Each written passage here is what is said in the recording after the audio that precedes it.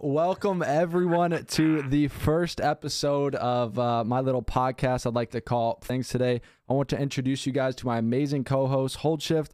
Tell them a little about it, but I can't even speak today. A little bit about yourself and everything you do for this scene.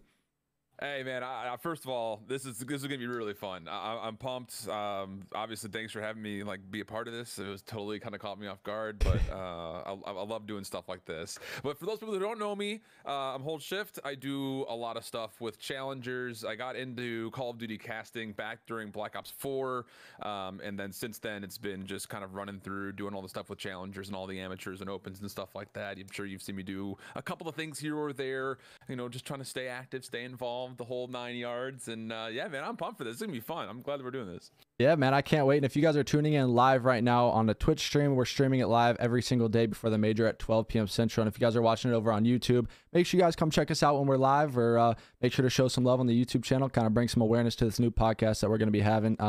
But just a little bit of a recap of what we're going to be doing today. We're going to be talking about the Major 1 recap, maybe our biggest surprise, the Optic win, Toronto only winning, we'll talk about that here in a minute, but talk about the upcoming matches and then some of the roster changes. So it's going to be a super chill show. We're kind of going to give our opinions, and then maybe we'll have some time for some fan questions at the end of it or something like that. But I think we can go ahead and kind of hop right into things. For Major 1 recap, I know we both had some conversations about this, Alan, of maybe our biggest surprise team or kind of the team that shocked us the most, maybe in a disappointing way or maybe in a way that they surprised the fans and they didn't think that they were going to show up. So kind of talk to me a little bit about that.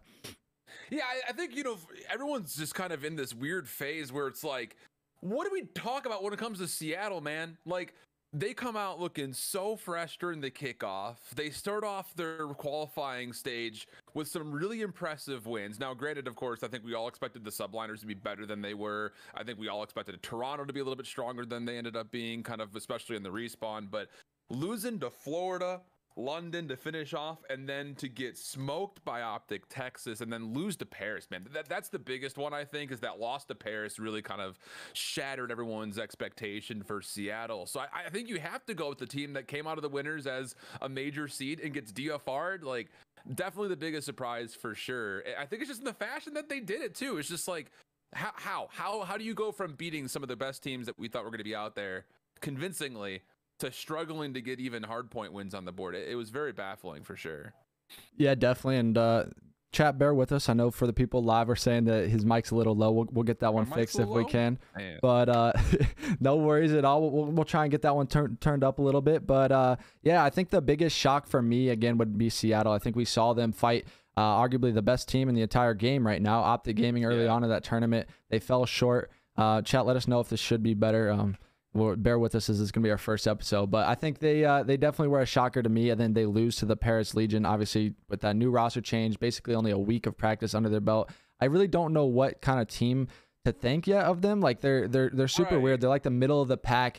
They had that really good roster, and for me, I said a lot of the time, I was like, I just don't know what to expect from these guys. At the Kickoff Classic when I was there, it was like Pred and Sib were absolutely frying. They were going off. They were dropping like crazy stats and absolutely frying the entire weekend. But my biggest concern was like, what happens when they don't do that, right? What happens when Sib isn't dropping a 1.2? What happens when Pred isn't dropping a 1.2? And for me, it made me laugh. This kind of brings me back to my career. You see Mac Melts, right? He kind of slides under the radar. Like I always felt in my career, on like when I was on my really good teams, if I individually performed like better than my superstars, we would lose. And like kind of watching them throughout the week, and like Mac was doing his thing the entire time. Like he was frying, playing really, really well, and they weren't winning, but those superstar players weren't dropping the bombs that they normally do. So I wonder if this team, like, I don't know, is struggling, I guess, with like maybe teams are catching up and figuring out what they were doing, or if it's just like an inconsistency thing. I don't know. I'm excited to see them kind of continue to play and see what they can do over the course of the year.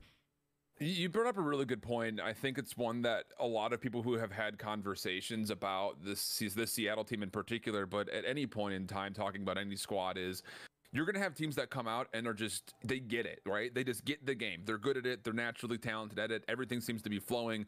But the teams that start to get that work put in, you start to kind of mitigate that individual prowess because everyone catches up. I think, like you mentioned, like there's a, listening to the Best of 3 podcast today, they're listening to like Salvation's Lead, those guys talk about the Seattle team. They were trying to set up power rankings. They were talking about how the Seattle team should be like down in 11th and stuff. And I was like, that seems a little over abusive to go from like a top 4 team right to 11th. But I think the arguments definitely you could make that if you're talking about the fact that, yeah, like they've done a 5-game losing skid right now. So like, it's clear that everyone seems to be figuring things out. I think you most evidently see that because Pred and Sib are not pulling like the 1.3 KDs that they had in the kickoff into the first week of the qualifiers. So I think people are starting to recognize like how to deal with that Seattle team.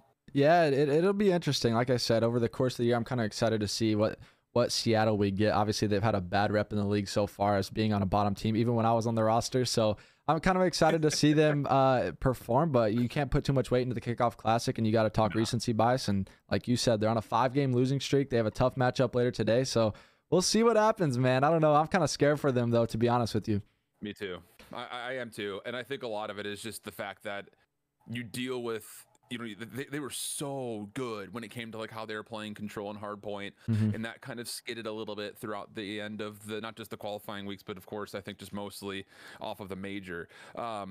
You know, I think the other side of the biggest surprise spectrum, I think a lot of people would go and look at London first and foremost, like with their 3rd place finish. But if you've ever listened to me talk about London, I love this team, dude. Like I think this London team is going to be a top 4 team by at least the end of the year, if not potentially throughout the entirety of the year. I don't know what your thoughts are on these Ravens that looked so good throughout the qualifier and the major too. They're like a weird team for me. And like going back to the days of when I competed, like when we would play these EU rosters, it's a little different now that everyone's NA based and like they get a scrim against these teams. But for me, they were always like a coin flip almost. Like you don't know what to expect from these guys. Like I think Gizmo said it in an interview over the weekend. He was like, these guys don't know us. We don't know them. So we're just going to play our game and like do our thing. And it's like, that's kind of how I feel with them. I think as time goes on, like people will start to understand their play styles more. But like, I don't know, you've seen it all the way to like Black Ops 2 days. Like these guys who come over from the EU scene, they have like a different play style, a different way they like to play the game. Like they don't care if they're playing Scump, Dashy, whatever. They're going to chow, they're going to play their game and do their thing. And like,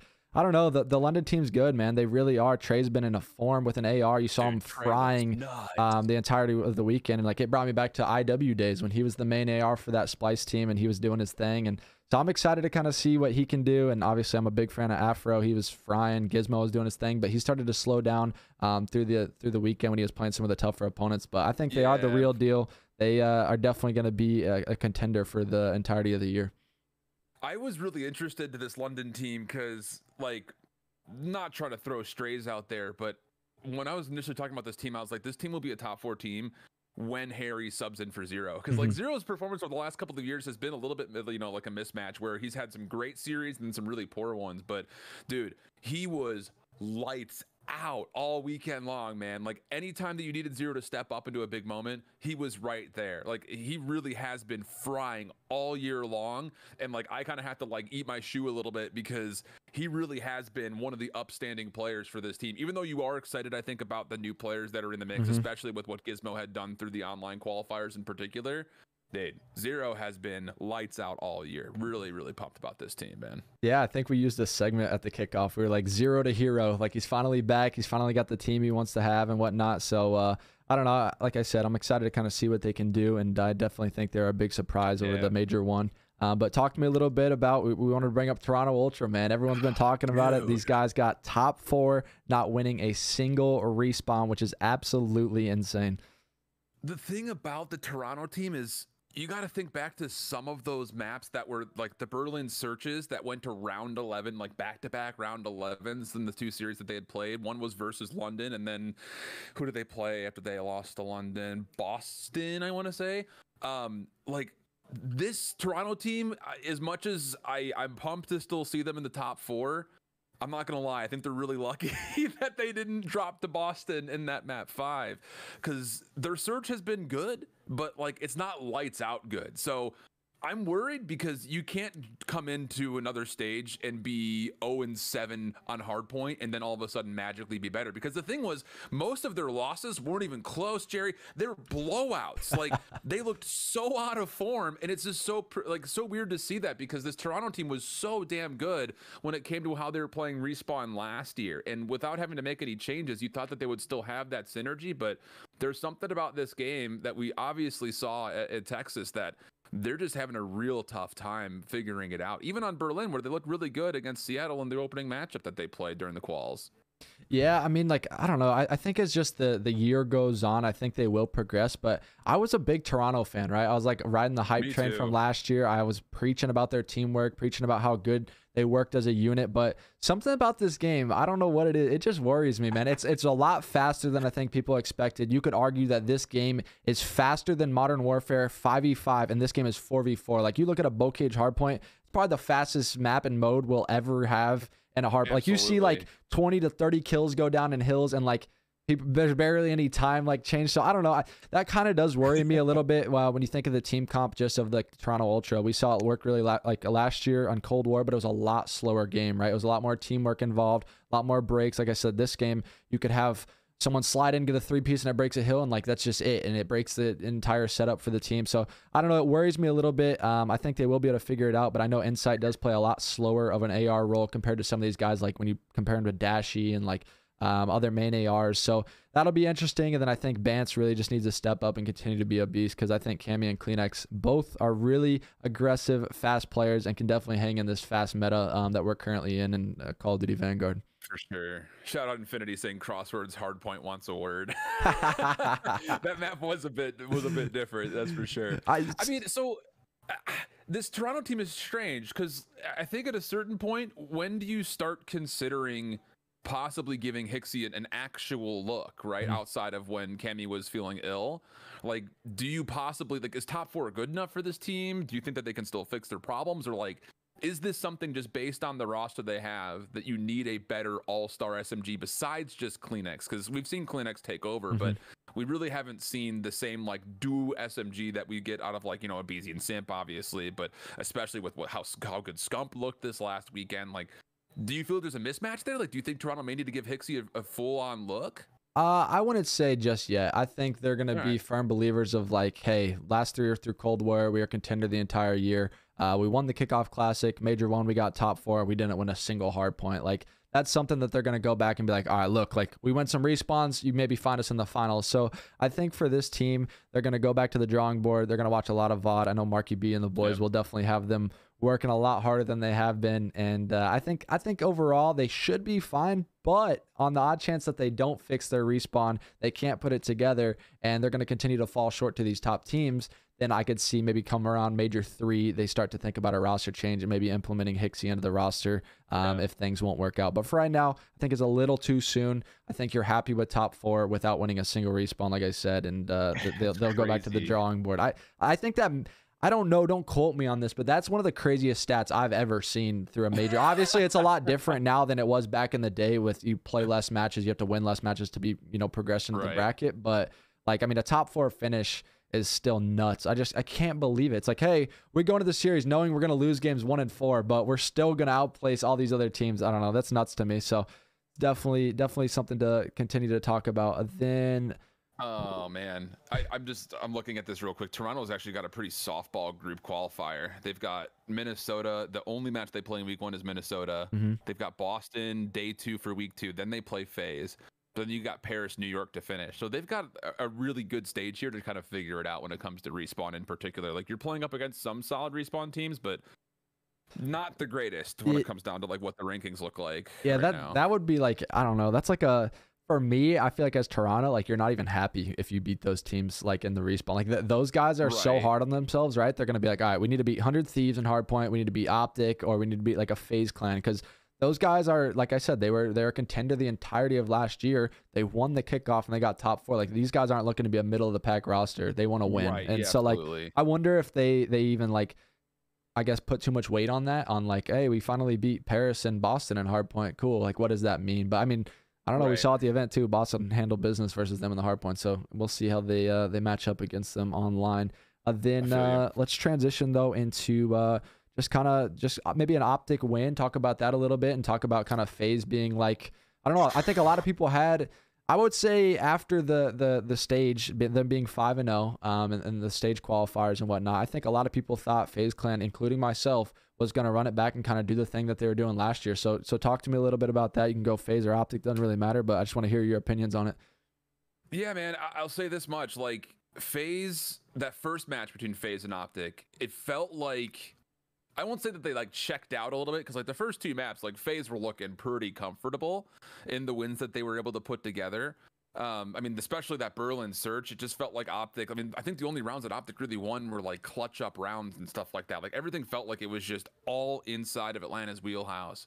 But then all of a sudden that Tuscan control comes up, and it just, you could feel the energy shift. Like a couple of the big plays, you had Bruce really picking things up in that map, I want to say in particular, and the crowd just got behind him. And it almost felt like when they came back after the fourth map, there was just like a little shell shockness to how Atlanta were playing. Like you don't ever expect Atlanta to get 6-0'd in a search and destroy. No. That just does not happen, bro. Like it hasn't happened in the last 3 years. So the fact that Optic came out and made them look absolutely ridiculous on that Tuscan search and destroy, I think from there on forward, it's just like, all right, dude, like this Optic team is coming with a different level of energy once they get through London, which to be fair, I was actually more worried about Optic coming into that kind of more dead arena against London. And it wasn't until that Illy 1v3 in map 2 that the crowd really came to life. Like everyone was still kind of hung over from the Atlanta Optic match from the day before.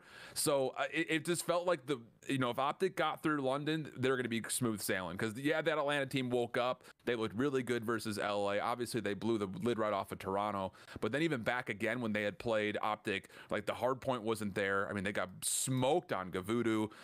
And I think there's something to be said about like the byproduct of like how the format works. Like it's a best of 9 and there's 10 total maps. So like, of course Optic is going to veto Bacage because you don't want to play Atlanta there, and you're smooth sailing from there. It's wild just with the format and how that first match had gone. The trajectory of Atlanta was just a little all over the place for me.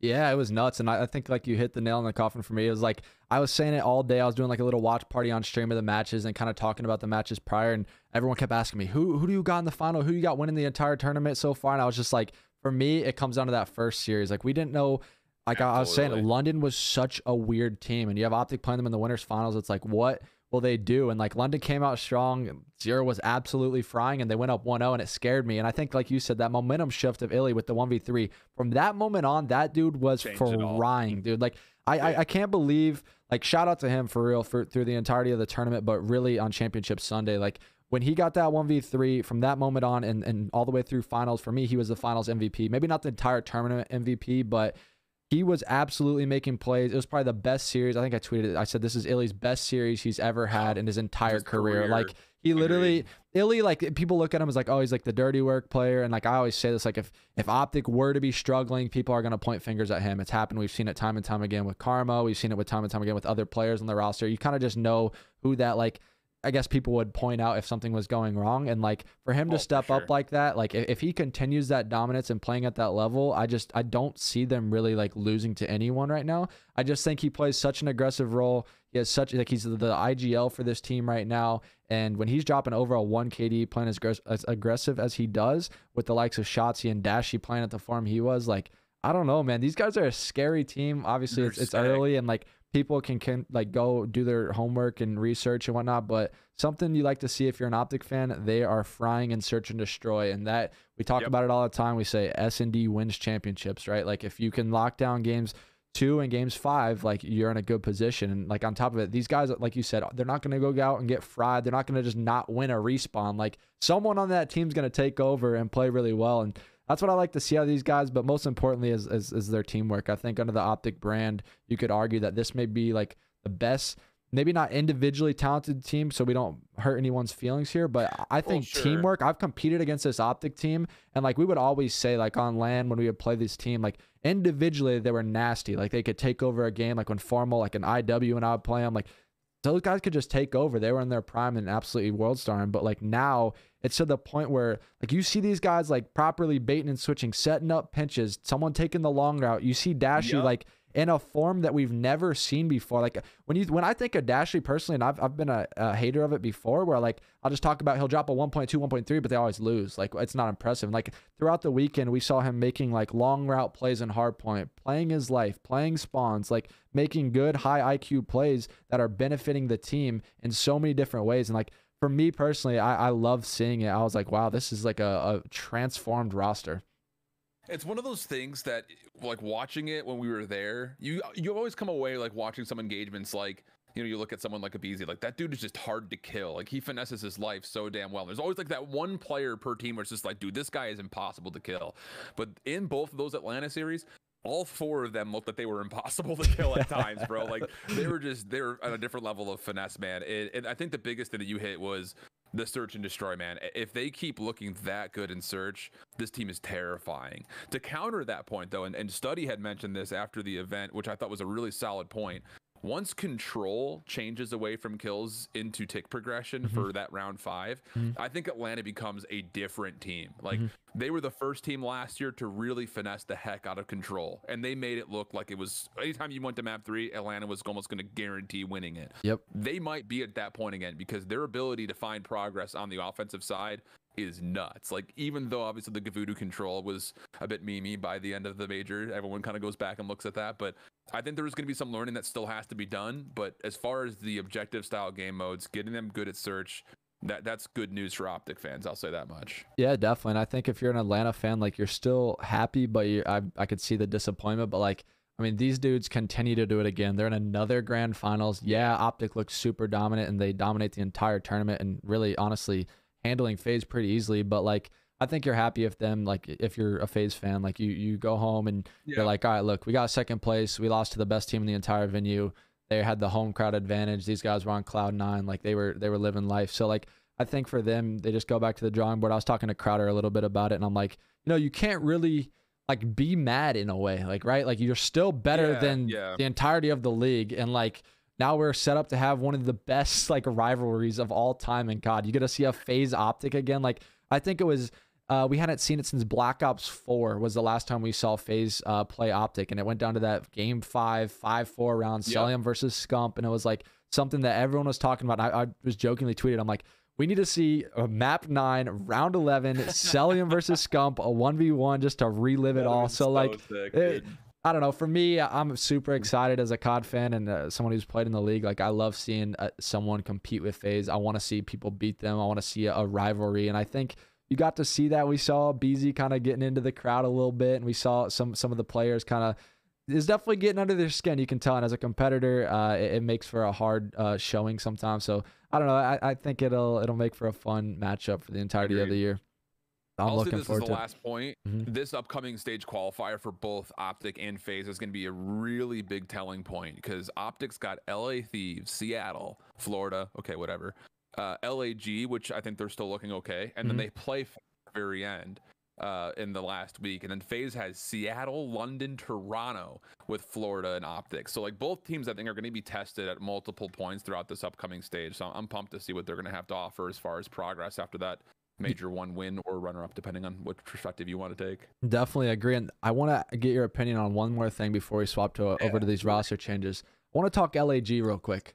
I want to know kind of your thoughts about this roster. I want to know your opinion on kind of the way they've performed throughout the qualifiers, and kind of what you think you should expect from a roster like this. Because I got some interesting takes on them after seeing them play some more, but I just want to see kind of your thoughts and talk a little bit about them. So my initial reaction is Asim has the ability to be an all-star for a team. I think that, he was kind of slept on a little bit when he was playing with New York, Minnesota before that.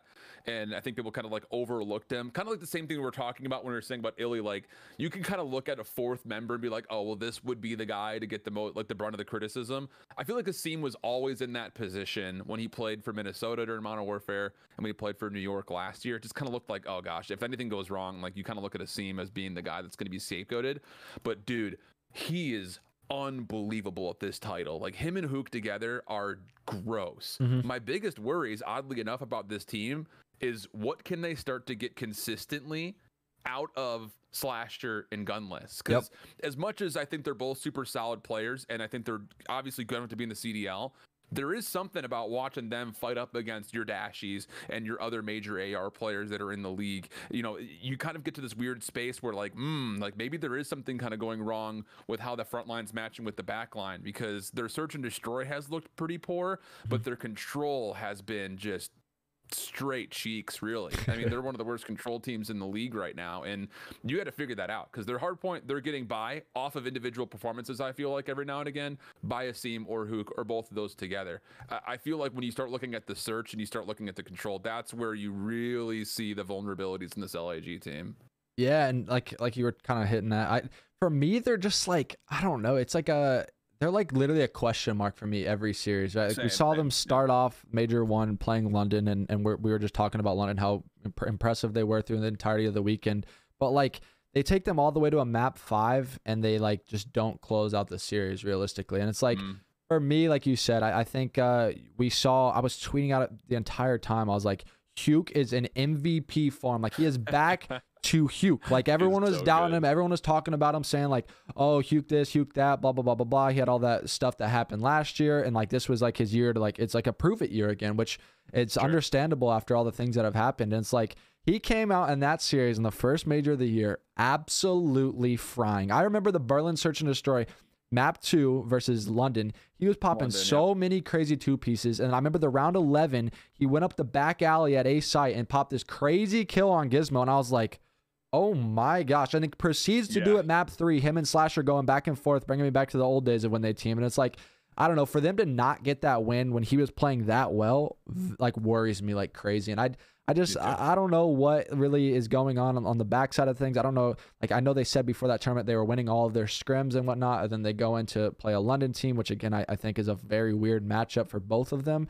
And they fall short, and then, you know, they fall down to the losers bracket and they end up going home. But I just think we need to see more out of Slasher, realistically. Like, I think you said it, Asim and Hugh were both doing their thing. I think Gunless has been always like a pretty consistent player. We never really see a crazy bad series out of him. But then I remember seeing Slasher's tweets. He literally said, like, this was the worst event or series I've ever played, I think, in my entire career, I think is what he said. So for me, it's just like, I think he will find his groove and find his footing. And I know there's kind of been this stigma or thing that pros have always said, like his teams and him specifically, like start slow into a new title. And I think that'll be something that we'll see maybe over this next major or maybe major 3. We'll see them start turning heads and kind of performing. But I don't know. They got to do it soon, because the way the CDL works, we've seen it time and time again. When people aren't performing and teams aren't doing well, it's time for a roster change. So it's like, I know they have Spart on their bench, and you know he's really good. So it's like you got to see some results though. Like as an LAG team, they went out, they threw the bag at a really good roster, or a roster that they were very confident in. We must see them perform, because they've been a bottom dog team through the last 2 years of the CDL, and I know for a fact that Ricky and Bevels do not want to see their team getting, you know, dead last again in the league. So it'll be interesting to see how it plays out for sure. But I just wanted to mention them before we kind of move on to some of these new topics. Yeah, absolutely. Spart's nasty, and I'll say that much. That's my final point. He could change that team into a guaranteed top 6, if not a contender, I think, if things continue to go sour for LAG, especially with Asim and Hook playing like they are. Yeah, definitely. I mean, you follow it more than anyone with the Challengers background, so I definitely can believe your take there. Let's kind of transfer things over to a little bit of roster changes. We've obviously seen some crazy things in the CDL thus far. We saw an early roster change out of New York, and we can kind of hint on that. Then we saw Paris make a change, and now there's a new thing with Paul X and London, and then kind of this Minnesota role swap. So we'll just kind of go straight into it. Let's kind of talk about just Neptune being back in this lineup. We saw the New York tweet. We saw them basically putting back their original roster that they had changed early on in the season, and now they're back to square one. So what do you think? I guess for New York, like, do you agree with this? Do you disagree? Do you think this will fix their problems, or is there going to be like internal beef from everything? Kind of talk to me about that. First and foremost, I feel really bad for Royalty. Royalty has been such a solid player over the last 2 years in Challengers, like always making Sundays. It feels like great champs performances. He won during Modern Warfare, finished top 4 during Cold War. The dude's so talented. But the thing about, I think, just that situation for Royalty, it kind of reminds me of like a Proto and Pander situation for Seattle back in the Modern Warfare days, where it's just like that change was never going to fully turn around that team. And I think you get that indication because like it was kind of quiet, but like D-Real's now the head coach. I haven't really heard anything about how the management shift has happened on the back end with all the coaching stuff that's going on, but like there's clearly something going awry in that camp that may not just be impacting the roster, the starting roster itself, but could just be impacting the organization at large. That said, you know, as much as I feel bad for Royalty, because I don't think he really fully got a good chance to prove himself, I've never really been super hot on Neptune outside of like what he brings to the search and destroy, and he's had a couple of like great respawn maps, but it's like a couple of great respawn maps in my mind doesn't make you like a top sub, which is what this team really needs. Like, you need somebody who can match what Hydra's doing, because Paco is arguably one of the stupidest SMGs that we've seen come out of Europe in a long time. And he's doing it at a level that is making people in the CDL that have been there for a long time look really silly. So I think that there's a lot going wrong. It's kind of a combination of a multitude of things. And I don't think that going from Royalty to Neptune and Neptune back to Royalty or vice versa, whatever it happens to be, I just don't think that that's going to completely turn this team around. Yeah, I mean, it's super weird for me. When I think of New York, I honestly, on paper, before the game had even started, before we hit November and Vanguard dropped, I was a fan of it, kind of, honestly. I was like, I think Crim Clay, I like the reuniting there, and they're trying to like train these young guns. I said it a bunch on the desk, was like, these two guys, like, they are thinking Hydra obviously was dominant through Cold War. He transformed the team last year. Then they're taking Neptune from Florida, and they believe in him, you know, mechanically sound, that they can transform this guy into a star player on the roster. And at first I was like, you know, maybe it'll work out. I thought like I had them maybe like 5th, 6th in my power rankings. Then as the kickoff went on, I was like, okay, maybe they seem to be like kind of the real deal. Then they fell short there. Then the league started and everything kind of turned, right? We saw them underperforming. We saw a lot of series not go their way. Then they make a roster change. And in my head right away, before knowing who they were picking up or anything, I was like, I like it. I really do. I was like, I think it's good. I think Crim and Clay are still hungry. I made a tweet about it and everything. I was like, for me, it's cool. Like, I think they obviously don't. I said this to my stream and multiple times. Like, we don't see what happens on the backside of things. You don't see what's going on in scrims. You don't see a player's work ethic. You don't see any of that stuff, or if they're coachable, or if they're putting in a lot of time. And I was like, sure, they obviously see something from the fan perspective that others don't. And that was kind of my take on it. And then they picked up Royalty, and I was kind of like, I didn't know what I thought about it. For me, it was like the whole narrative of the like, or what I thought of them like training these young gun SMG players, and they pick up someone who's, yeah, he's been playing well in challengers, who was doing his thing, but it's like, I thought they would take a chance on like a new guy or a new young guy, and like, and hope that like, hey, maybe it pays off for us. Like, the way I saw it is like, their team's already in the hole, right? They're not performing, they're not doing well.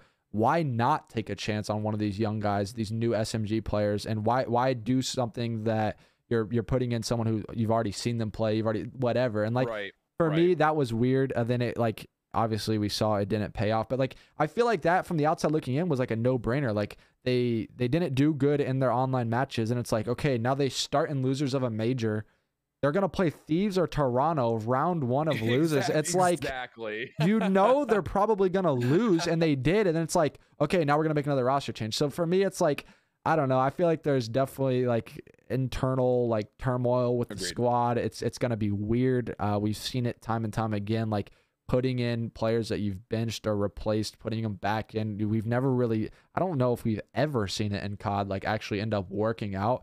And for my take on the team, I've said it a lot. I think they personally need to get rid of Crim or Clay. One of the two, I think, need to go. I think it's just tough. Because it's a weird topic, but like, I think for me, it's like, when I think of Crim or Clay, they're both like main ARs to me. I don't see Crim, like, we've seen him with the sub, he's been doing his thing, but like, as far as like pacing goes, I just don't see it working in this game specifically. This game is so fast. It's so like engagement heavy. It's just crazy. So for me, I think like performance-wise, it would go up. Like, Clay's been underperforming. It's a fact. But I think if you put in a faster flex and allowed him to just be that slower main, I think you would see his performance go up. And I don't even think any of the players are bad. I don't think Crim's bad, Clay's bad, anything like that. But I just think it would help the pacing and maybe fix some of their issues on their team. Do you remember the listen-in? I forget who they were playing, but it was on a Tuscan hardpoint. And you could hear, it was when Neptune was still in the starting roster, you could hear Crim and Clay continue to say, yo, slow down. Like, it looked like Neptune had his ideas as far as what he wanted to do. Hydra had his ideas what he wanted to do. And a lot of it was getting into gunfights, taking away space. And it almost felt like that whole, what you're talking about, where just like the speed and tempo for New York wasn't fully there, was largely just echoed by both the veterans being like, yo, calm down, slow down, like let's control this first. And I just think on a lot of the maps that we have, especially for hardpoint, like you can't really ever slow down. Like as you have to be able to turn one kill into, you know, miles worth of space if you want to have success when it comes to especially winning rotations to new key hard points. So I don't know, I think there's a lot more going on in the camp besides just the individual performance in game. It really does feel like that. That's probably why you're getting, you know, Royalty in only for 2 matches, right back to Neptune again after what was honestly a pretty close series versus LA Thieves. Like they didn't really get turned around too badly. Like it was a close hard, and the control was a little bit lopsided, but I don't know. I think it's just too soon. And they're just kind of maybe playing with we need to get the right recipe in the mix. And I don't know if they've really found the key components that they need. Yeah, it just worries me. Like we saw LA Thieves do this last year where they made I think it was 9 roster changes through the entirety of the year. And I think they're going to continue to have these issues, the same problems. When you look at the recipe for success, you look at FaZe, you look at Optic, you look at LA Thieves, who are their flexes? You got Celium, way faster than Crim. You got Illy, so way faster than Crim, and you got who is it, Kenny? So for me, it's just when you think of these rosters and you think of the way these teams and organizations and coaches have built these rosters up, it's I feel like personally they need a player like that. I think it would help them so much, and it would stop them from kind of just beating around the bush. They, as an organization, but I also understand the business side of things too, right? You have 2 really big name players huge on your team. Yeah. I know for a 100% fact they're on big salaries. As far as trading / benching, I would know that for a fact that you probably just can't terminate their contract without being in the hole as a New York as a company, and also you just can't trade for anyone. No one's gonna take a Crim or Clay contract. It's not gonna benefit any of these teams. So I get it also from that side of things too, and that's probably a perspective that you guys as fans maybe don't understand. It's there's realistically not an option. It's either bench them and probably honestly their career's done at that point. If Crim or Clay is done, I really they would probably be benched the entirety of the year, and they just don't come back. It's just not that easy anymore in the CDL. So I also understand the business side of things, but I'm hoping maybe we'll see some light in New York, but I'm really worried about them for sure. Let's move on to the next one. As long as you don't have any other final thoughts on that one, we're gonna move on to kind of Jimbo coming on this starting lineup with Paris. You know way more than anyone I know about Jimbo as far as challengers. We saw Paris obviously win their first series over Major 1, turning some heads, beating Seattle. We've kind of touched on that a little bit, and then I think everyone kind of knew through intel and stuff like that Jimbo is going to be coming into the starting lineup for Fellow. Kind of give me your thoughts on that and what you think of as Jimbo as a player. I've been hearing this guy's the fastest player. He's going to be the fastest player in the CDL is what I've heard. So he's crazy. So here's what you need to remember about Jimbo. You got to go all the way back to Modern Warfare 5v5. He played along Sib, and Sib and Jimbo together. When Sib was coming up, I think the biggest thing that people saw outside of his obviously high ceiling and his high potential was this dude just challenges everything all the time. And Jimbo was in the very same vein of that. When that Atlanta FaZe Academy team was playing during Modern Warfare, they were just getting more engagements than any other team that was out there. That Atlanta FaZe particular LAN final versus UYU, where AF Academy came through and won the lower bracket and then won both grand finals best of 5s. UYU just never felt like they got off their heels, dude. They just always put pressure on you. And the thing you have to remember about that team was it wasn't just Jimbo and Sib. Gravity was on that team as well as their main AR, and he was putting on so much forward pressure that aggressive mindset was unstoppable when they were in their heyday. Now, a lot of people, I think, when they think Jimbo, they think about all the unfortunate stuff that had happened in the middle of last year. He goes on that 3-month suspension and then comes back and really never fits into any team after that. He plays with UT crew. They do okay, not really all that great. They qualified for stage 5, and I think they finished last or something like that. It was not a really good stage performance for him. But this year, this dude is unreal, man. And this is going to do, I think, light years to kind of eliminate and erase some of the negativity that followed him last year. And the thing about it is he knows how to play with Gravity already. So I think you're going to be getting a really good SMG that will know how to play off of what Tom wants to watch as one of the main ARs. And I think this Paris team goes from maybe 11th to maybe they're top 8. I could really see Jimbo turning this squad around in a major way, because Donnie's stupid good at this game. And if you put Jimbo with him, I think that those two could absolutely wreak havoc on whoever they happen to play. doesn't make a difference in my mind. Yeah, I mean, I have completely agree with you. I had some conversations with Temp the other day. We were playing some ranked play, and I was asking him, I was like, dude, you finally got the main AR that you needed to kind of let you let loose, is the phrase I would always use for him. For like, when I think of Donnie, I think of his success with him and Accuracy or Lamar. And I told him, I'm like, that was a super structured, slow AR who would kind of focus on spawns and do the fundamental things. And we saw Donnie or Temp throughout the entirety of the weekend absolutely frying with the addition of Tom Gravity. So I like the roster change. I'm glad that Paris is finally making moves and making a multiple like change for the team, because they didn't look good with Decimate. They didn't look good with Fellow. With the combination of them, they looked better when they added Tom. Yeah. And now I think like if Jimbo performs to the expectation that everyone has for him and is this aggressive SMG, I think you see Donnie continue to perform. I think Jimbo, if he can come in and do his thing and play that pace, you're going to see an improvement from John. I think John will definitely step up, having a faster SMG alongside of him. And then Donnie's really comfortable in that flex role, which I love to see for this roster, because he was running that automaton, man, last week or during the major, and he was absolutely frying. So, like, I love seeing it. Good. I think, like you said, I think we could definitely see this Paris team maybe turn some heads now and go from a bottom of the, barrel team to maybe turning some more heads and getting up in that top 8, top 6 range. We'll see. The league is just so competitive this year. It's honestly really cool to see. So I'm excited to see what they can do under some practice and through this qualifier of the major.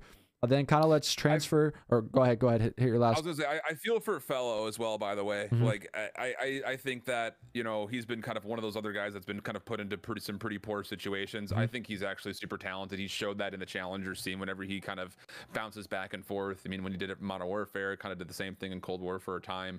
I think Fellow is actually a really talented player. It's just, again, he doesn't really fit into the system. It kind of reminds me, honestly, of like Fire from last year playing with this Paris team, where it's just like, well, he's just kind of playing in a position where he doesn't get to choose what role he wants to run. He kind of has to morph into whatever the rest of the team is doing. And I kind of felt for him back then, and I feel the same way about Fellow in this situation, where I never really felt like he got a chance to play the role he wanted to play. Speaking of which, too, I feel for Decimate. I feel like, from the outside looking in, I was like, this team is not going to be good. Like, I was looking at all the rosters that were made. I was looking at and it's not even individual players, right? I don't think any of the players like are terrible or bad or can't be in the league. That's not what I think at all. It's just, I thought as far as like team composition goes, I didn't like the roster. You had Fellow basically switching to that main AR. You had Decimate and Donnie. Decimate and Temp like kind of remind me of like a similar, like it's like a slower place. I feel like you'll need to do one of them on the team. Then you had John, and it was like, for me, it was just a recipe for failure right away, like to start off the year. And then they both kind of got the rough end of the stick, obviously getting dropped, and we'll see kind of what Decimate can do through challengers. And now Fellow, will he decide to kind of continue the grind and continue playing? So Paris, man, they're making moves, they're making changes. I like it. I do like it, and I definitely think it'll pay off and have a better performing team throughout the entirety of the year. But let's kind of transfer things. If you don't have any final thoughts on Paris, kind of move into talking about to London. And this isn't a permanent change, but we all saw the announcement. We saw Paul X is kind of in the starting lineup. Not sure if he's on that 14-day contract or anything with the league or what's going on there, but we saw he's in. We saw him tweet. He's excited to play. He's obviously been waiting for this moment, right? Like we saw something similar in the Cold War year, and it ended up being really good for him. Like, he came into the league on like a short contract. Obviously, it wasn't a permanent thing, and then he ended up getting a permanent spot on the roster. I don't think that's what we'll see here in this case, just because of how well obviously Gizmo has performed. But I think it could maybe, just maybe, do something for Paul X's career. If you see some of these teams struggling, he comes out, balls out in the league right here, does his thing in these 2 matches. Maybe it lightens up something for him or opens up a spot for him. My biggest thing here is 2 ways. First, I'm happy for Paul, because Paul, I think, does deserve a spot in the CDL. 100%. That all said, though, this is not a great 1-for-1 move. Like, first of all, best wishes to Joey. Like, I really do hope that Gizmo can both physically himself kind of turn things around. He had that tweet out there where he was talking about how he was like throwing up blood for like 2 weeks straight at times, and he had some problems going on at home. Like, I really do hope that everything is good, and he can come back and feel comfortable and confident that he himself and his family are good to go. So I really hope for that. That said, I'm happy for Paul. The other part of this that I feel like no one's talking about, why is Harry not in the United States yet? Like, I still think that Harry getting into the mix for this London team would have been better overall for their dynamic than Paul, because Paul's likely going to run the third sub here. I would figure, which, not to be, you know, dismissing Paul, he's talented enough to do it, but he's not going to do the same thing that Gizmo was doing during the online qualifiers in my mind. So I think this is still a fine move for London, but I do think it kind of hinders their ceiling, at least for their opening weeks or two, you know, depending on how long it is that Gizmo's going to be back home. So it's going to be an interesting sub-in, and I would not necessarily look at this team and say the same things that I did during the opening qualifier, where, oh, this London team is solid, they're stupid good, they're going to beat anybody. I think this opens the door for some teams to potentially beat this London team because of this situation. Yeah, and it's going to be interesting to see, like you said, but I think what's best for this London team is we'll kind of transition into this here in a minute, but they get to play New York in their first match. Yeah. So we'll kind of hit on that, but it's kind of funny. It's like, see two teams making roster changes, a one-player swap. The thing that I do like for London in this case is, like, they are swapping out the flex. I feel like that role, for me, it's like if you're swapping out like a main AR or like kind of like the backbone of the team, Sure. It's a lot harder shoes to fill, or like maybe their main sub, let's say, who's dropping 1.2s in Afro or whatever. It's like this way, I think they'll be able to kind of fill in Paul more. I think Paul is like a pretty easygoing player as far as, like, I don't think he's going to ruin the pace of the team. I think he's going to kind of fit in with these guys good. He knows the management well on the side of London, and I think he'll make a good fit for them for the time being. And like you said, with Gizmo, I hope he, you know, gets back to farm and can get back to the States and be playing and whatnot, because he was a pleasure to watch so far. But let's transition, unless you have any other thoughts, to kind of the last thing I want to talk about as far as roster changes, and that is just Minnesota, man. Like, it's not really a roster change, but it's like Minnesota with the role swap.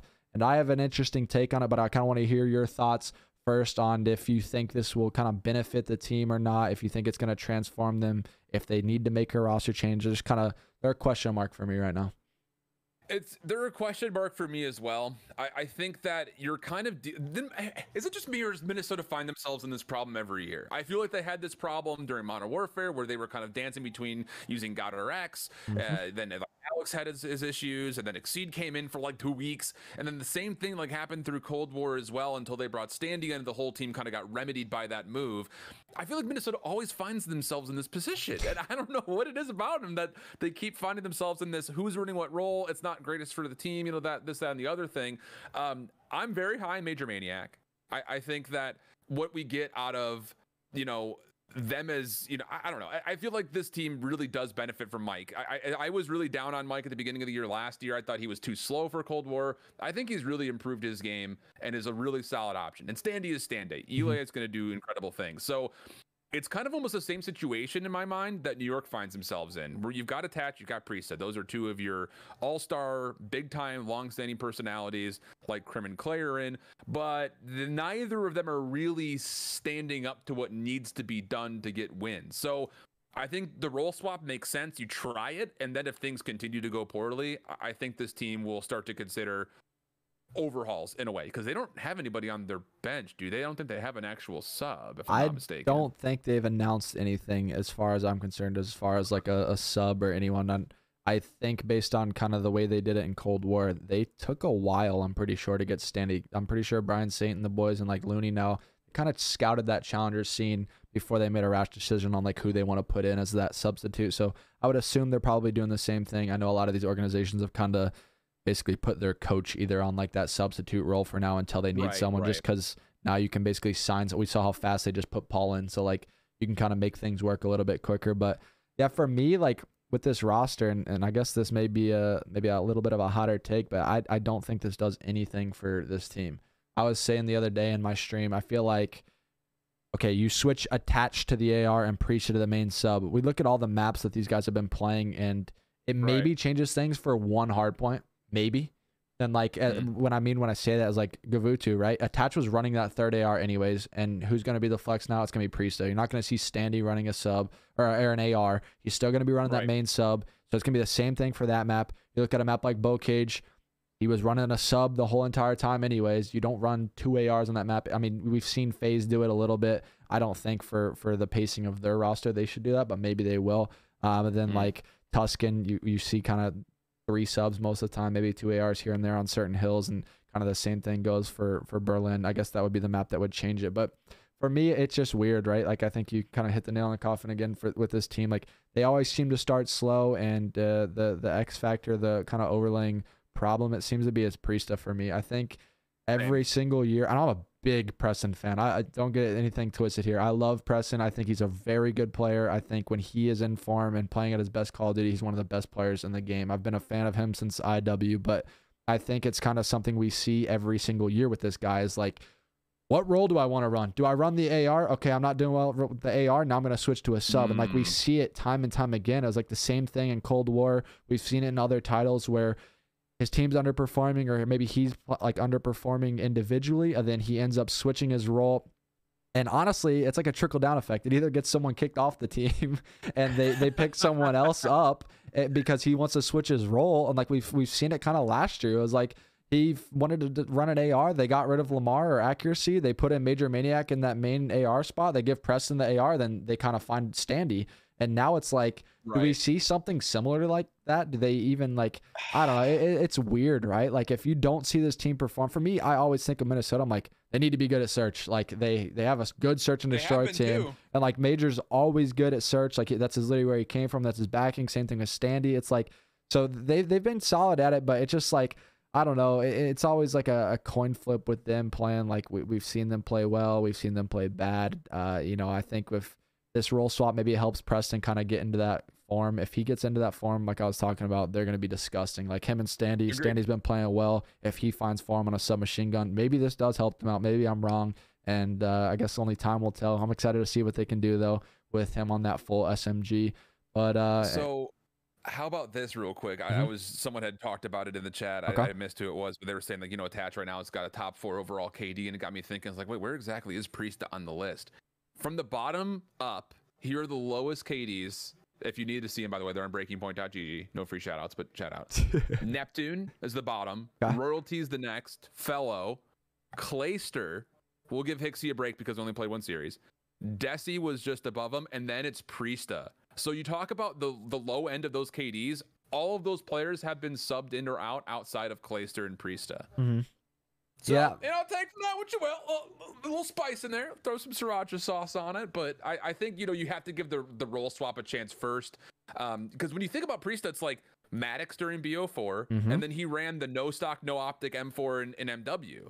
So, like, does he need to have that middle weapon? Like, does he need to have that third gun that could fit in between the sub and the main AR? Because, you know, there's I think something to be said about it, but I'm just going to throw that out there. Hypothetical situations. No, I like it. I mean, like you said, he's got one of the lowest KDs in the league. I mean, you can just see it watching the team. Like when that kid's frying, he's literally disgusting. Like he plays at a unmatched pace. He's super aggressive. And I think that's kind of why he always gets in that role crisis of like, all right, I don't want to sit back and play this slower AR role. I want to go and get in the mix and be head bashing hills and popping pieces. And he has the talent to do it. Like when he came up in IW, that was all he did. Like I remember we would play in 8s lobbies and he would join up and like he would just absolutely fry. And everyone thought he was this online warrior till he kind of joined this Cloud9 roster and like got things rolling with him. So like, I don't know. I hope for his sake he turns it around. I want to see him frying. I want to see him be comfortable in the roster, and hopefully they can get everything going. So I don't know. We'll see, man. We'll see what these next few matches going in. That's for sure. Nelson in the chat says Priesta on a Volk.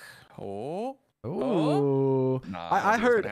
Yeah, I know. I heard something about the gun's good, but I heard that there's like either a G8. I think there's a G8 barrel because it kills too fast with it. So like players don't really use the gun because it's got some recoil. I was watching Assault use it in Challengers in 18 and Cracked. He was trying to pull it on Bacage, and I think he swapped off of it just during the stage 1 playoffs. He swapped off of it like halfway through because he just wasn't finding values. I just don't think it's going to be viable. Yeah, it's definitely probably not meta. I think the only reason maybe people thought it could be was with the MP40 nerf. Like, oh, maybe there's that middle gun that we kind of like to see, but I don't know. I think the meta's kind of staying auto and MP40 for right now. It's pretty fast-paced game. But let's hop into kind of some of these matches and talk a little bit about them. Talk about some of the role changes and whatnot, and all the spice that we get to see today in the CDL. It's going to be some crazy matchups. But starting off the entirety of the weekend into the qualifier matches, we get New York versus London.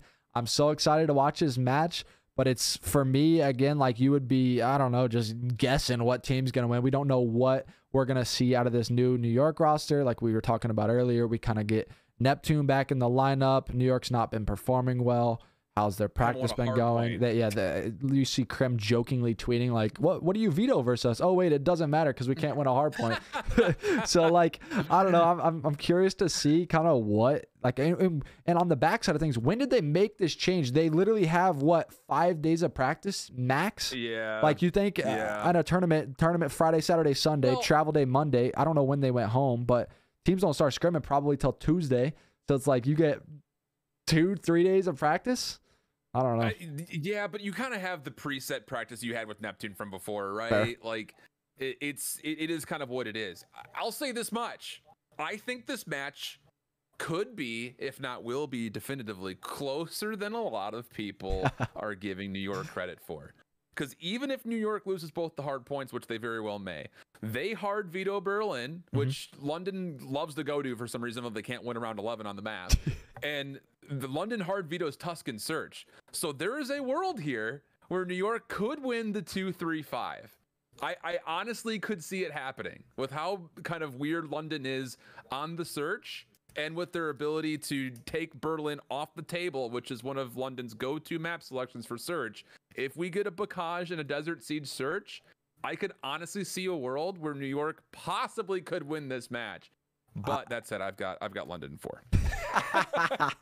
Yeah, I think what's interesting about this is you get Neptune going back to challenges. And I've overheard some things with talking to players, and I think he said something along the lines on his stream. It's like he felt super uncomfortable originally with the roster, and like was lacking confidence. And I've heard him say that multiple times. So I think him going into challengers, whenever, no offense, but whenever you go from being in the pro league and going into playing challengers, you feel like the players you're playing against are lesser, and like doesn't matter, scrimming, whatever, you gain some confidence. You start world star and dropping some 40 bombs, and you kind of get that morale back, like, hey, I'm that guy.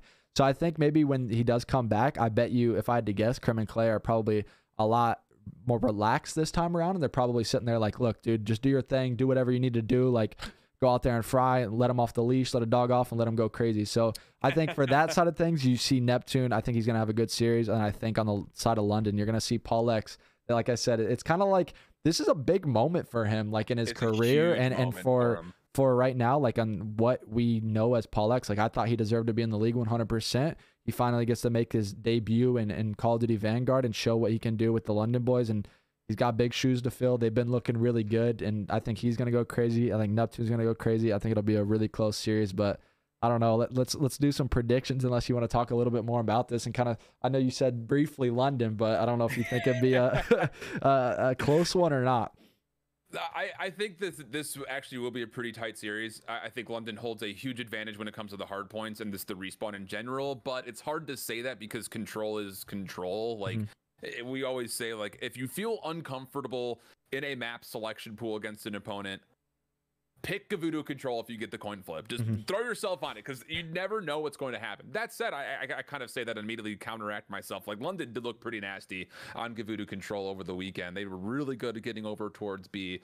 But I do think if there was a pathway for New York to win, it would be by winning both of the searches and sneaking away the control. 2-3-5, I think with Neptune coming in is very doable, because Neptune, like we mentioned, is a good search and destroy player. He can make individual plays happen.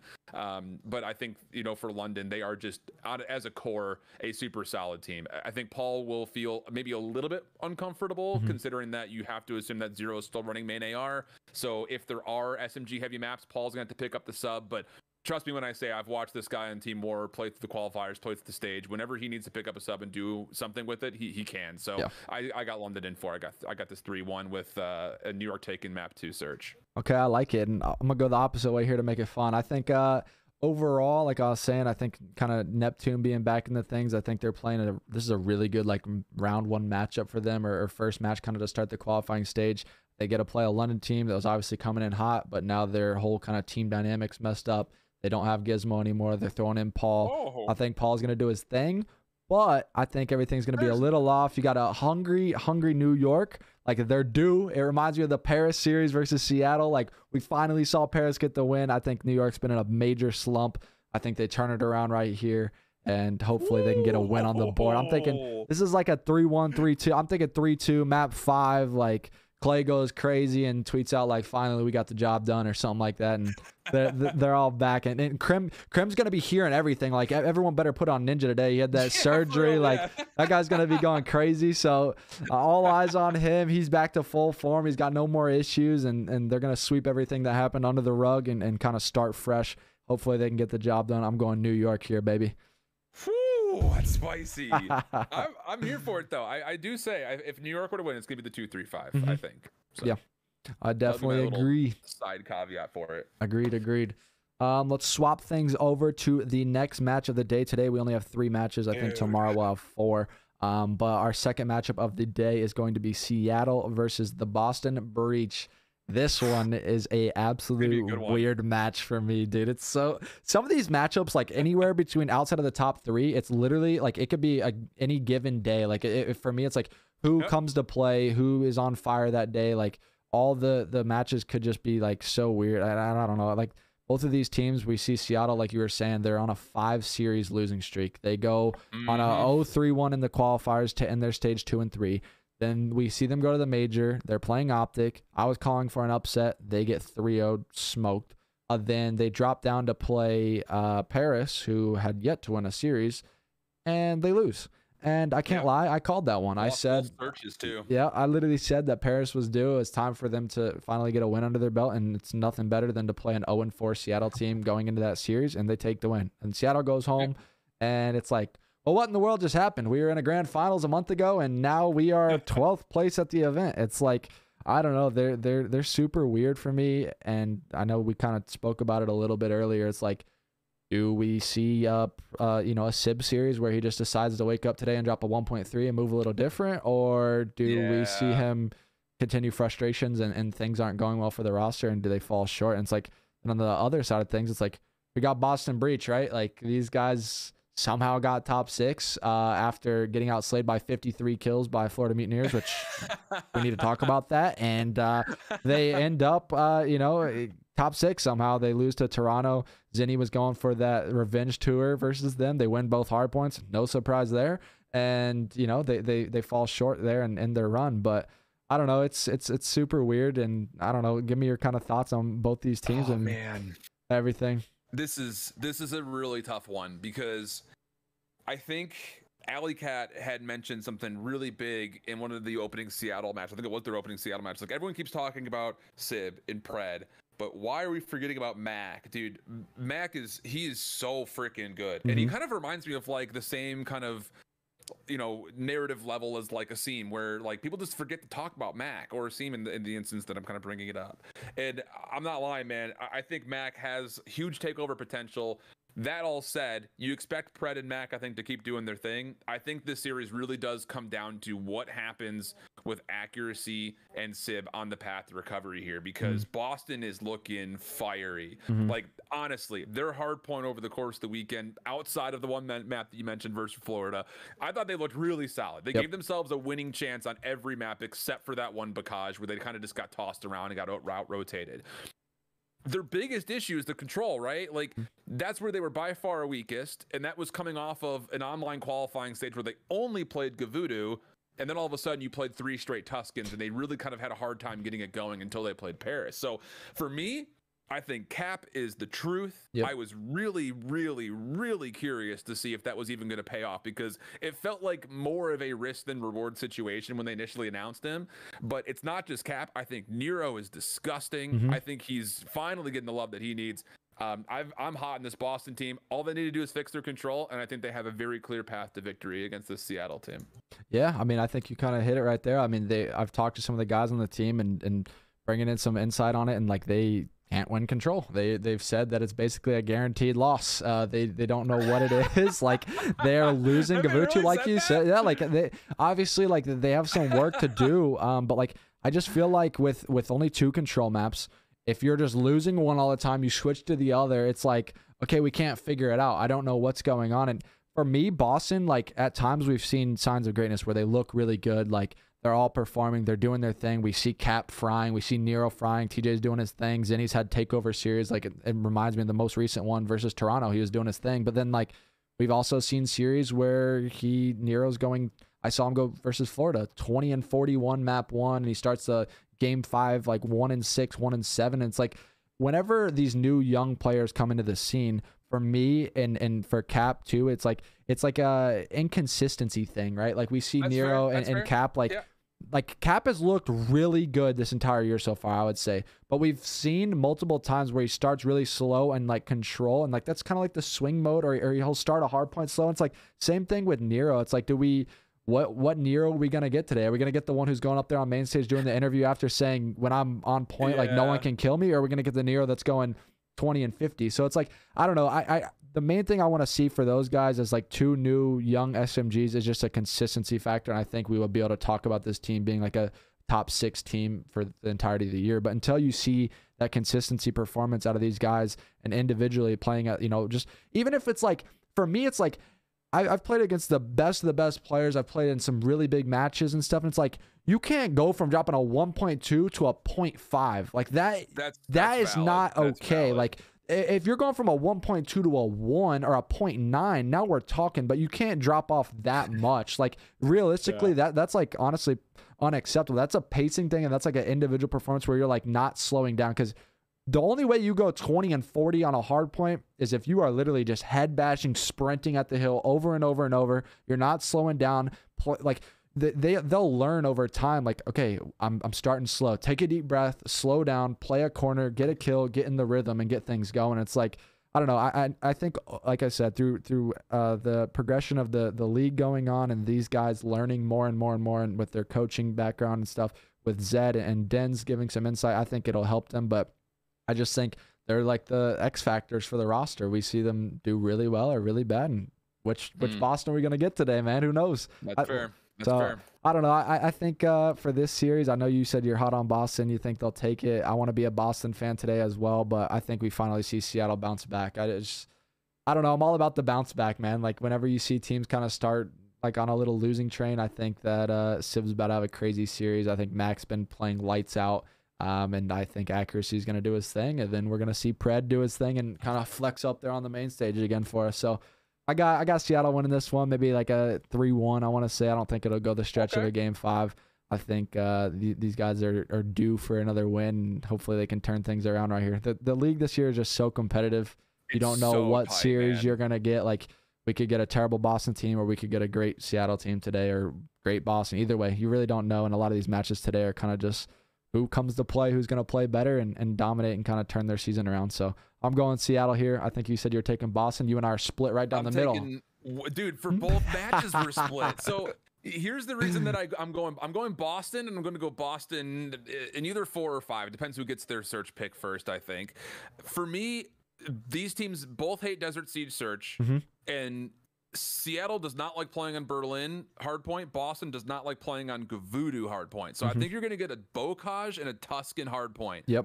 And if Bocage comes out first and Sib starts slow, or Cap and Nero come out hot and take that first map, I think Boston wins that series, or whatever it is. If it's map 4, I think it's, whatever happens. If you can get to 4 up 2-1, if you're Boston, you guarantee the 5th, I think, at least at worst. So I'm going Boston here in 5. I think the map set that's likely going to be playing will favor them, pending that Seattle doesn't come out super red hot on the Bocage that I assume will probably be there for the hard points. So I've got Boston, and I'm going to say 5. I'm going to give Seattle the benefit of the doubt to at least stretch it. So if I look wrong, I don't look that wrong. I don't think actually I don't think we're going to see a Bocage today.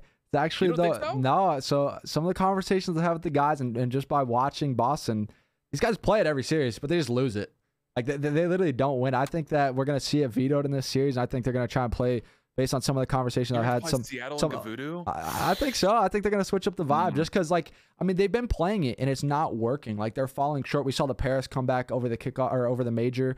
We saw them try and play it versus FaZe. It didn't work out. It's like, for me, I mean, yeah, they have the guys who could take over, but Bocage is just like a coin flip. Like it's literally it's so random, and like you can't discuss. I know how like Methods and TJ like to view things and stuff, and like they would, if I was competing too, like I would not want to play Bocage every series. I would literally want to take it on a map where it's like, okay, I can discuss why we lost this P4 hill, not, oh, okay, we were all in corner, like playing different spots of the map. We all got world starred and 10 kills went down and we like lost less times. Like, I don't know, as a team trying to kind of like structurally find their map pool and map count, I think that we don't see a Bocage here, but I could be wrong. I may eat my words, but maybe the guys will trick it up and they'll try and play them on Bocage again. But I would recommend them not doing that, especially against the all-stars of Pred and Mac and how good those guys have been playing on the map. So we'll see. I don't know. Here's the fun fact. I think we're going to see it, but here's the fun fact regardless of whatever happens. Out of all the teams that hold a losing hardpoint record on Bocage, Boston's average loss differential is by far the slimmest. On average, they're only losing the map by 8 points. Yep. I was going to say something like that because it seems like every series, I didn't know the exact statistic, but every series when they do play that map, it's literally so close. Like, it's unbelievable. It comes down to like, and those are the maps that like really bite you as a competitor. It's like you go back and you watch the VOD back and it's like, oh, if we would have just won this gunfight or picked up the pinch here, we'd win the map. And it's like, it comes down to a never-ending cycle of like a talking point of like, oh, well, we should have fixed this or should have fixed that. So like, I don't know. Like you said, it's going to be a crazy series. I think we're in for some two good series to start it out. But like I said, I think I got Seattle. You got Boston. I'm in for a good one and can't wait to watch and see how they do. Boston too. Let's go, Cat. We got Boston. Shout out to everyone too watching, man. If you guys are participating in the polls and whatnot as we do these series, we appreciate all you guys. And we may have some time for some fan questions that we're going to integrate into some of our shows and whatnot. So shout out to everyone tuning in and hanging out with us right now. We're going to kind of transition things into our last series of the day. Another weird one. They did us dirty, Alan. They put three coin flip weird series. We don't know who we're gonna get, and I don't know. We got Florida going against LAG, and we've kind of briefly spoke against these teams, and I don't know, man. It's super weird for me. Alan, talk to me a little bit about what you kind of think this series is gonna go, and what team we're gonna get on each of these rosters today. Bro, this is such a you want to talk about your definition of coin flips? You have it right here. Like, these teams have been a little bit all over the place when it comes to which maps they want to play, or I think in specific which maps they don't want to play. And I think some of that is kind of them searching for their opponent's best map, but. In this particular matchup, you kind of have this very unclear path of what actually is your opponent's favorite map. Because like Florida, they love to play Bocage hardpoint, but they're just kind of okay at it. Like a lot of their games have been very, very tight on it.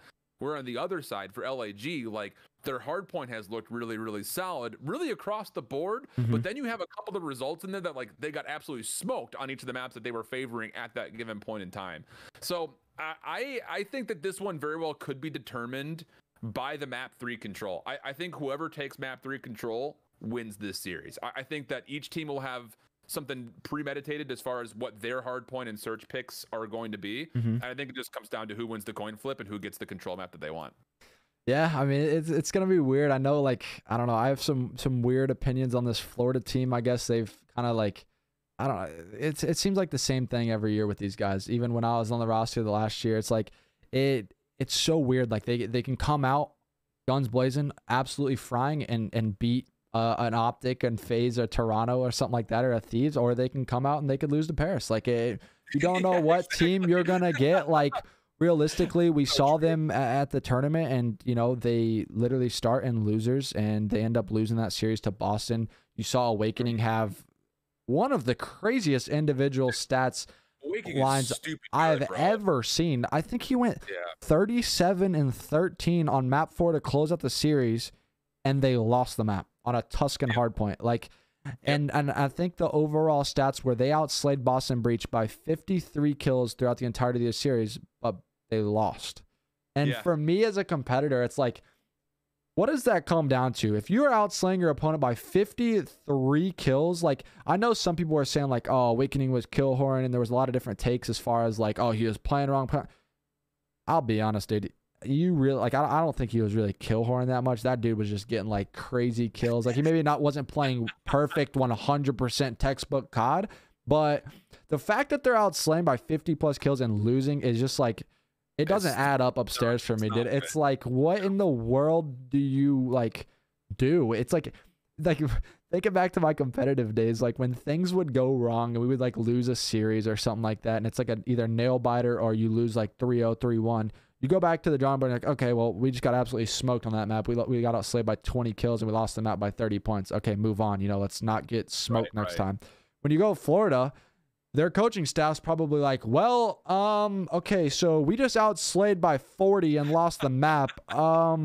Let's make sure we're rotating and hitting the hill. Like, what do you say? You know what I mean? Like, I would love to know what those conversations were like from those guys, because, like, you have an individual performance from Awakening like that. We've seen Skies pop off, have crazy series. Dave Patty's been doing his thing so far. Then you add the addition of Vivid, and I thought from the outside looking in, I was like, oh, that's actually, I like it. I like the good pickup. But you bring in an aggressive SMG player. I think he'll kind of fix the pacing issues that were on that roster. And we just still don't see success yet for this roster. So I don't know. It's weird. And then, like we said, we're kind of going against this LAG team that who knows, like, it's weird. And I think we're going to see, I don't think we see a bow cage in this series. I think LAG likes to play some of those more structured maps, slow down the game a little bit. And that's where it's going to be weird for me. It's like, you're going to have, you know, Huke and Asim going up against Vivid and Awakening. Awakening's been on fire. Will he continue the dominance that he had at the major and kind of transfer it over to this online match? And then you got LAG, who's coming off some rough matches. It's going to be super weird. I don't know what to expect. I want to say my guts like we're going to get a Florida like win and they're going to finally play proper COD and outslay by 50 still, but for the win this time, and Awakening's going to keep frying.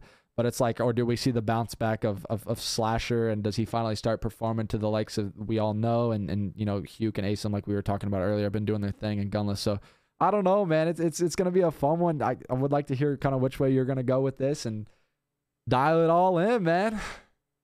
I think we're going to be split down the middle all day today based on hearing you talk through it there, Jerry. I've got Florida in this one, man. Okay. Here's the thing. Awakening is lights out. He is unbelievably talented. We've seen that over the course of the last now 3 years, going into his third year.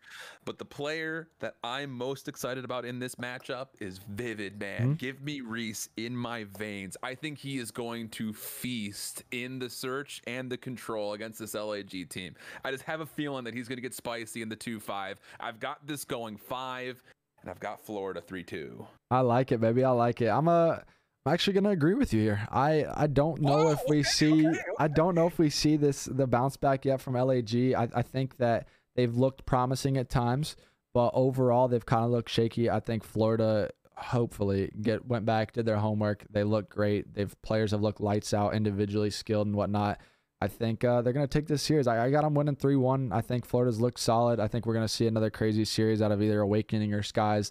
Those guys continue to just have unbelievable stats sometimes where no one stands a chance. And like you said, if Vivid steps up today, starts doing the things that we know he can, I think they look good, man. And I don't know, man. I'm just not sold on the LAG team yet. Like we were talking about, it's kind of weird. It's like it'll come down to map vetoes and different map sets and whatnot, and we'll see that later on. But I'm excited to see what these guys can do. It's going to be a fun day of matches. I'm really excited to watch and see what kind of can go on. And I don't know if you want to take some maybe fan questions from the chat or something like that for a few minutes, and then we can kind of wrap this thing up afterwards. But I think overall we had some really good conversations about COD.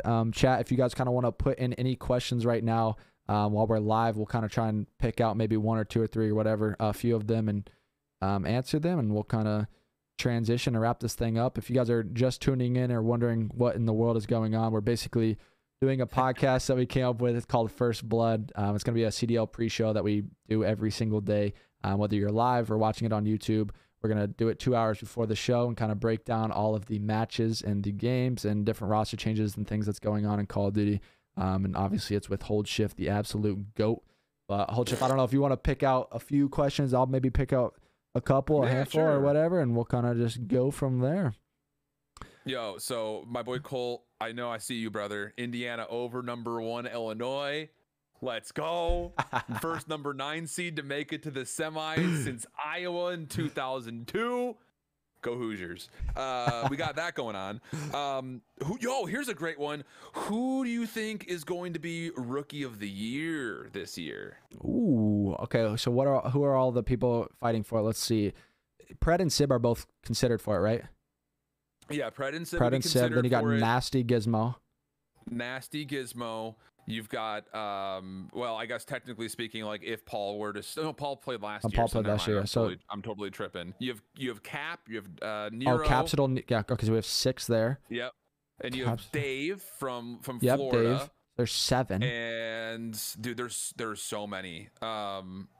and then technically speaking, Jimbo now too. Although I mean, I wouldn't, and Gravity technically speaking, but I don't think we really have a chance to really consider. Dude, the amount of players that have come out of challengers and have been a part of a starting roster in the last 2 years has been astronomical. This is the most changeover I think we've ever seen outside of like full teams coming out of like CWL qualifiers and qualifying for the Pro League. It's nuts.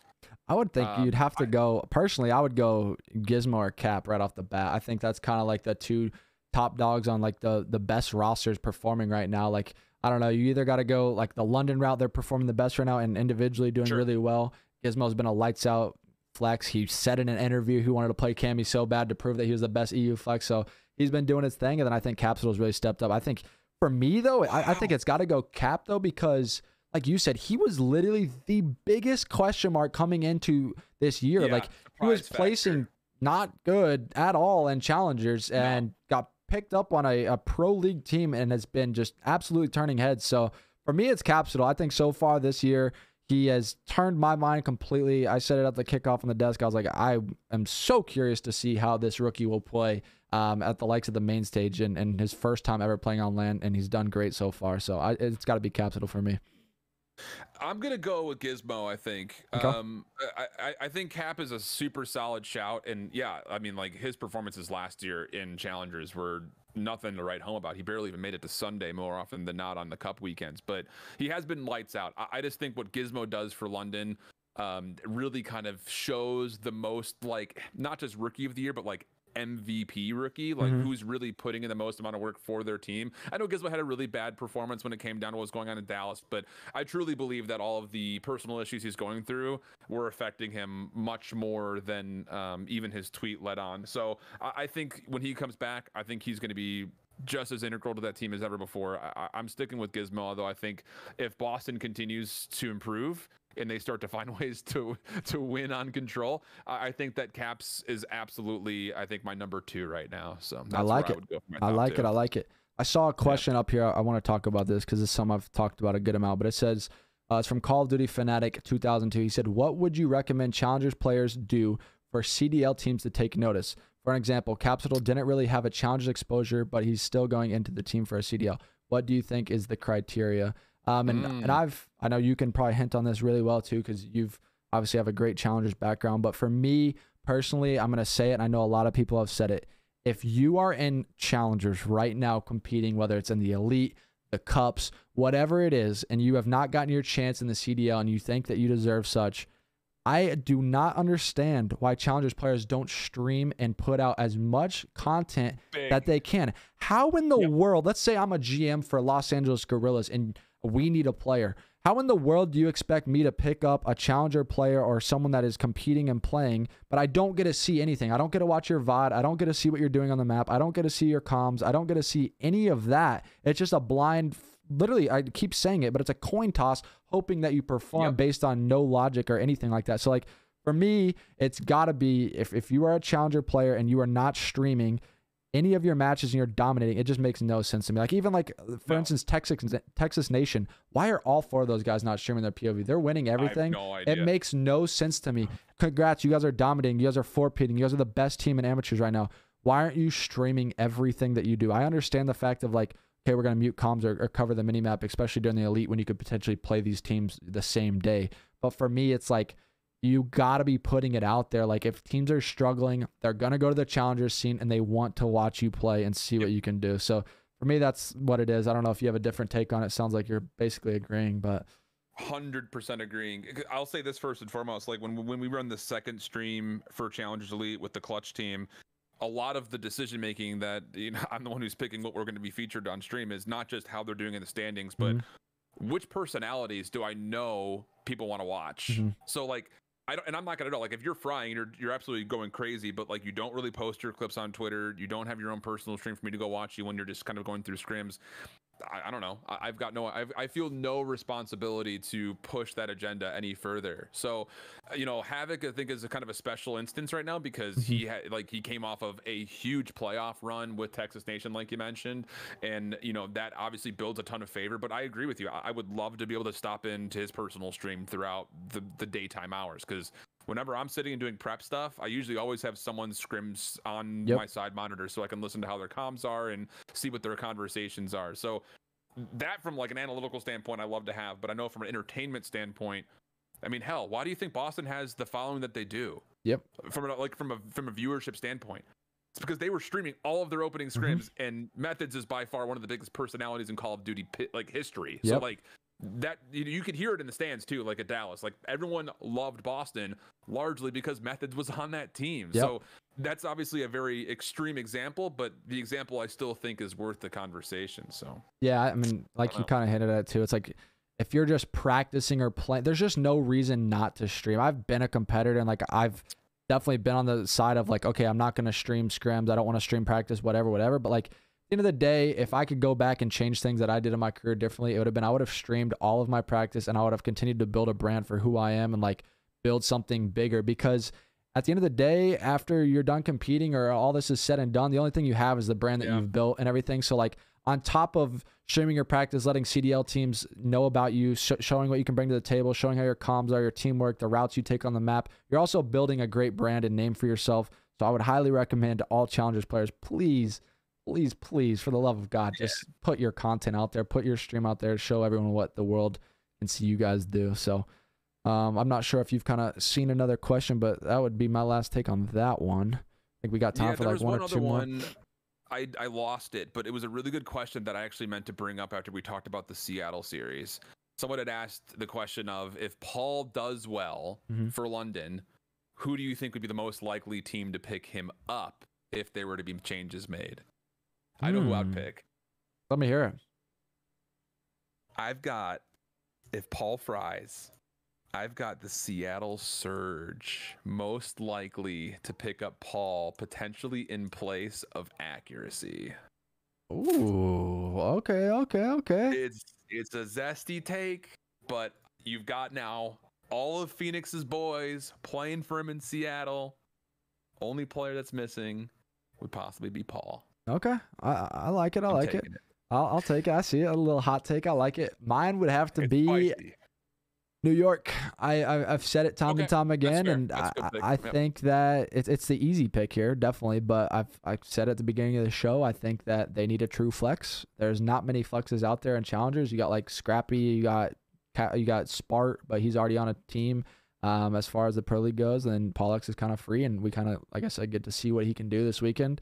And good one. Hopefully he can fry. And if he does, I think he deserves a spot in the league. I think he deserved a spot even in the offseason. So played well last year. I think if he does his thing, it could definitely be potential, especially since he gets to play New York in his first match of the entire weekend. That would be so funny. Valid. Like, I need Paul X to fry New York, and then we just see later on, like, Subliners is like, well, we got absolutely slammed by this kid. We're going to go ahead and put him in the roster. Like, that would be hilarious. So I definitely have him going to New York.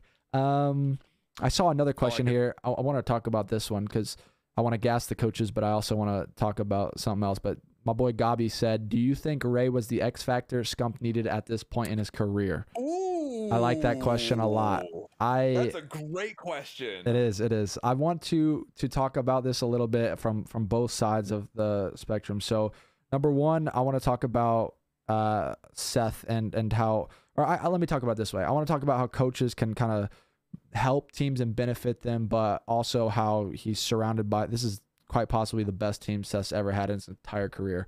And what I mean when I say by that is, like, I think Shotzi is the best submachine gun outside of Abizi and Simp. I don't care if anyone agrees or doesn't agree with that. That's my personal thoughts. I think he's the most impactful player on the map when it comes to the SMGs outside of FaZe Clan. So I think Seth finally has a really, really good SMG with them. Obviously, we saw what Dashy can do this weekend when he has the likes of his old little Zeo clan with Dashy, Scump, or Dashy, Illy, and Shotzi. So I like seeing Dashy back in form. I think he is arguably one of the best ARs in the entire league right now, especially like we've seen him transform. Then he's surrounded by Illy. Like we were talking about, Illy is literally, when he's lights out, this team looks unbeatable. So on that side of the thing, I think that he is on the best team he's been on. But on the other side of things, I don't know. I give Ray a lot of credit because I think Ray like helped all of this obviously happen. Everything's like, he's a very good COD mind. He definitely helps keep these guys composed. He does a lot of research. He takes his job very seriously. which could possibly be hard to find in a coach in the league, because I've had some coaches that have been questionable before, I'll say that. So I definitely think Ray's a good mind for them to have, but I also think that the roster is really good and they're really coachable, so it makes his job a little bit easier. So I guess I'm saying yes and no. I think Ray has helped them a ton, but I think the roster that he has is why they're seeing so much success. But I think I like that. Ray obviously definitely has to be doing something with the guys, because they didn't look good. I was a hater almost of Optic. Like, I don't know if this is going to work out, and they turn everyone's head. So got to give a bunch of credit to Ray. Shout out to him. Shout out to the whole squad. They're all performing really well, and let's hear your kind of take on everything.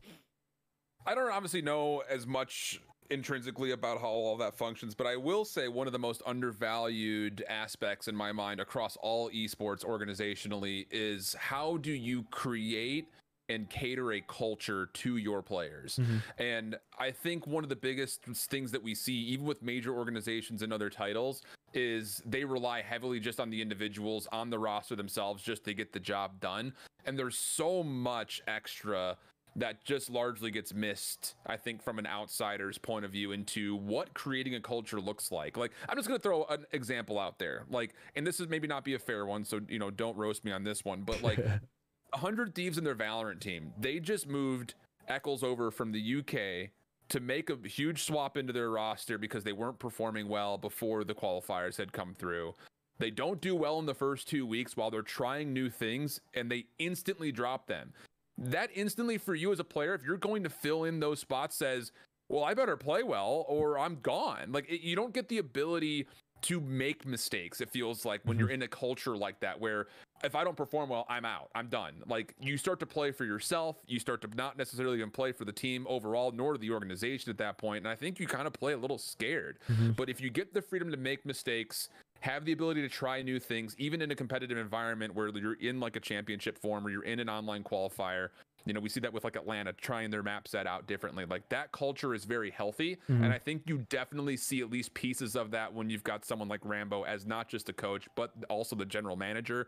And of course, like, you got to give some credit to Troy. Like, Troy's always been a really solid mind for the game. I thought he's always been a great coach. He's every time I talk to him, he's always got something very insightful to say about his philosophy on the game, and not just like, I know what I'm talking about, I'm giving you that information, you go handle that information. Like, they really do inherit the definition of coaching up the roster. So I think that culture is super important. Yeah, no, I'd have to agree. I think you hit that one perfectly. Let's take one more, then kind of wrap things up. Chat, if you guys have any last questions, we're going to take one more question from the chat and kind of answer this before we wrap up the show. If you guys are just tuning in, like I said, we are going to be live every single day at 12 Central, 1 Eastern before any of the league matches. If you guys want to tune in, check us out. We're going to talk all CDL and all different types of things. So if you guys follow the channel, it would be greatly appreciated. And you can kind of pick out the last one. Doesn't matter to me. I've got a question for you, actually, that's not been asked in the chat that I think is interesting. Let's hear it. What are your takes on being on stage in a major environment and being able to hear the crowd during search and destroy moments? Okay, if you guys in chat go ahead. Here, my whole reason is I feel like all the time that we get conversations around it, it's very much so filled up with speculation from the audience, and I really wish that the players themselves would speak more about what they can actually hear versus not hear when they're in those 1v1 moments in a search and destroy. So here's the issue. If in the hot seat a little bit. Yeah, that's fine. So I've had a very bad experience with this. I don't care what anyone says. I'll live it to my grave. Like, it is what it is. In Call of Duty Ghosts, this is when sound booths and the things, that was all a thing. Whatever, you're in a sound booth. I thought that it needed to be to where we couldn't see out, but the people could see in. Because I was in a 1v1 situation where I defused the bomb on Octane SND. If you guys in chat have followed me for a long time, you guys would remember this moment. 5-5, game 5, round 11. I was in a 1v2. I killed one of the guys and I insta-hopped the bomb. The crowd made so much noise and stood up and ruined the moment that I'm still solely convinced. Like, people had videos of the crowd like ruining the moment for me, where they checked the bomb. And if it was literally, if someone didn't check the bomb, it was a 1v1 versus Cinder, actually, which is so funny. We were just talking about him. If he didn't check the bomb by like 0.2, 0.3 seconds, I won the round. Like, it was that close. Like, came down to a hair, but the crowd ruined it. Like, people, there were videos everywhere. It's such a big topic that everyone talked about. So for me as a competitor, the issue is like, And no matter what people say, whether they say they're listening to the crowd or like, let's just say say you and I are teaming and we got 2 other teammates and one of our other teammates is playing and I'm watching someone play this 1v1, but let's just say I can hear the crowd, but my instinct's going to be, I'm telling my teammate to check the bomb no matter what, but that like is like a reassurance. You know what I mean? It's like whether the person says that they can hear the crowd or they're not or whatever, it's like kind of like a reminder, like, oh, like go check that bomb. Like even if you're going to tell them or not, like, so for me, I think obviously it's, I don't like that aspect. I obviously think people joke around all the time and say L crowd. Like you shouldn't do that. If you're at a Call of Duty event and you're ruining the experience for everyone to watch and play or whatever, and you're trying to like cheat in a way, it's not cool, not okay. Don't do it. As far as like the player side of things, I mean, the only way you can make it completely impossible to hear people is if they brought back booths and they brought back where you literally can't see out. Like it'd be a one way. Yeah. So like we couldn't see out. We're basically just in a booth trapped in there. You guys can see in. It's soundproof booth. You have the white noise headphones on, everything. It's literally just dead quiet in there. There would never be a way for it to be ruined. But if they don't do that, it just that's all you really can do about it. I mean, you got to hope that the people I mean, realistically, like people should be thrown out like at the venue. Like if they're gonna try and ruin the experience, it's so tough. I don't like it. It's just the problem to me too. Like this creates a whole nother topic, but people think it's just funny or now I think people can drink at events and stuff. So it's like, oh, let me ruin the experience for everyone and scream or whatever. Then you get people who tag onto it, but I don't know. I don't like seeing that. It's corny. It's not cool, and it shouldn't be a thing for sure. It's just so, I think it's tough because I think there are certain elements where like you get one person who's like trying to be like, hey, stop fire. Yep. Like, you know, if that one person shouts, do you really hear it? I'm going to assume that as a player, you probably don't. But on the other side, like in that Atlanta Optic moment where like the crowd is just getting electrified because of what's happening, it's hard, I think, to go out there and tell the crowd, hey, don't get excited about the most exciting thing that could happen in Call of Duty just because the players can hear it. You know, like it's kind of a lose-lose situation in a way. So I don't know. I was just curious on what your thoughts were on it because there's been a lot of conversations on Reddit and Twitter about how should crowd interactions be handled if it were to be too indicative to the players of what's actually happening on screen. Yeah, I mean during respawn it's great. Like it's literally the most lit. Like I can say from playing, like I don't care if it's an Optic crowd for me, crowd of whoever's playing, like bro, when you get a 2-piece or a 3-piece and that crowd roars and you're playing in a hard point, you like the adrenaline rush literally goes through your body. You get the chills. Like you just feel like you're on top of the world. So that is the best. Don't ever stop doing that. Like if you guys are screaming, being the ones loud in a hard point or a respawn or control or whatever, that is the best thing ever. And I can truly say as a competitor,